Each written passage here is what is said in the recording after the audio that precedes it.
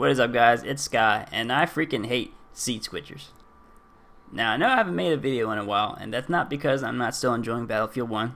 Been really busy with work, but I'm definitely still finding time to get on Battlefield 1 and try to improve my piloting. And I've actually gotten to know some of the Battlefield 1 dogfighting community. And to all the doubters out there, yes, it's a thing. And no, I haven't really set the world on fire with my skills. When it comes to being a competitive dogfighter, I'm still just a baby, mostly getting my head handed to me, but definitely learning a ton. I've had the pleasure of meeting a couple of the guys on the PC side, and they've all been very receptive, very friendly, and open to teaching me a lot of things. It's funny because you'd think that pilots would be douchebag, but actually the best of the best are actually really cool guys. I've had an opportunity to have some conversations with some of the best dogfighters in the game, and we've discussed a lot of things from game mechanics. At the same time, I have my finger on the pulse of public match dogfighting in BF1, or public match piloting in general, and I kind of wanted to have a discussion. A hot topic is the challenge of playing defense in BF1. When you have a tail, at times it can feel like it's impossible to shake a tail. Now, obviously there's two truths to this equation.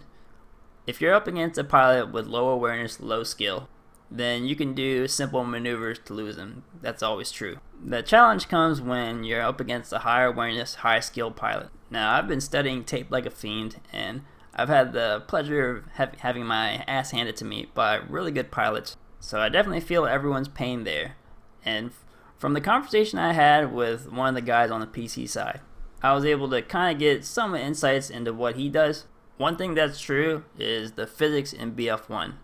That's always been there. If you're trying to climb, you lose speed. If you dive, you gain speed.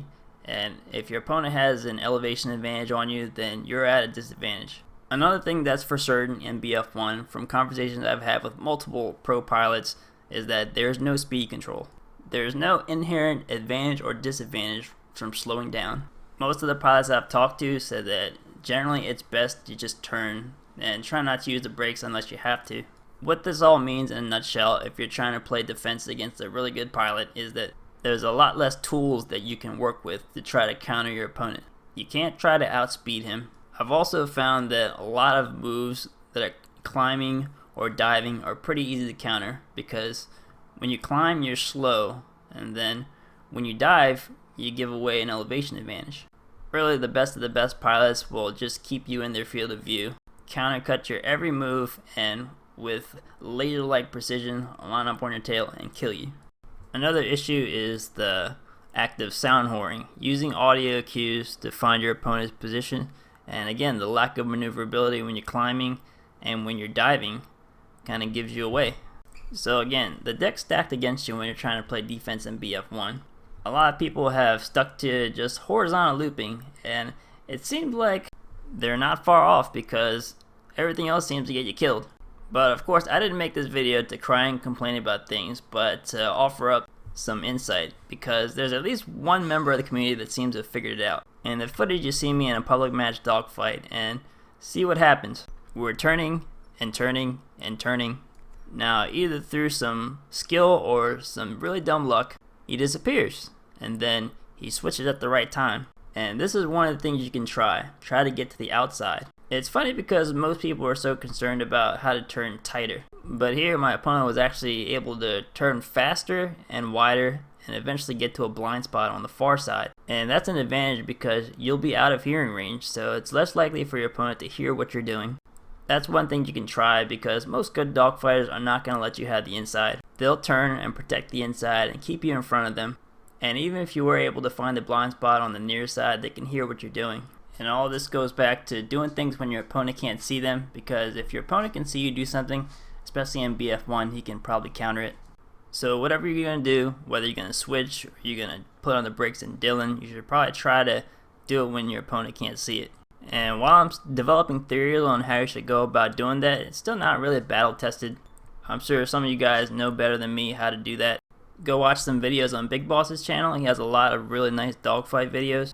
Try to notice when his opponent turns out of view, and then see if you can replicate that. And then it's up to you to develop a creative switch to be able to try to lose your opponent and turn the tables. I've seen some pilots employ some really nice rolling scissors techniques. Now, the rolling scissors is not what it used to be in previous Battlefield games because of the lack of speed control. It used to be that your attacker had to not only worry about the angles, but also keeping speed. But you can definitely use a rolling scissors as an effective tactic to try to get in your opponent's blind spot. Another thing you want to note that the maneuverability of planes is compromised in BF1 when they're turning up or down. Basically, there's always a delay between switching from turning up to turning down. You can try to take advantage of that to turn the table on your opponent or to sneak into a blind spot. In the footage, you actually see me going up against an attack plane. Attack planes may be even more vulnerable to switching speeds like that, especially if the pilot doesn't throttle when they climb. But attack planes are definitely a lot harder to deal with after the May patch. With the tail gunner, attack planes are nearly invincible. Well guys, I just wanted to put this video out there to let you know that I'm not dead and I'm still enjoying BF1. And I'm definitely working on improving my piloting every day. As for the flight school series, it was always kind of a mainstream appeal to the everyman kind of thing. I always intended for it to be helpful and entertaining and to bring pilots together. But as far as that series goes, I've covered pretty much everything that I want to cover. I do want to do an episode on settings, key bindings, and sensitivities because it's really important. And over time, my settings changed, so hopefully I can do that in a couple days. I know I've been kind of slow lately, but I'm still trying to nail down what kind of content I really want to focus on. Anyways guys, hope you're still enjoying piloting in BF1. Hopefully they add some interesting things to the planes in the monthly patches, and hopefully they tone down the AA a little bit. As always guys, thanks for watching.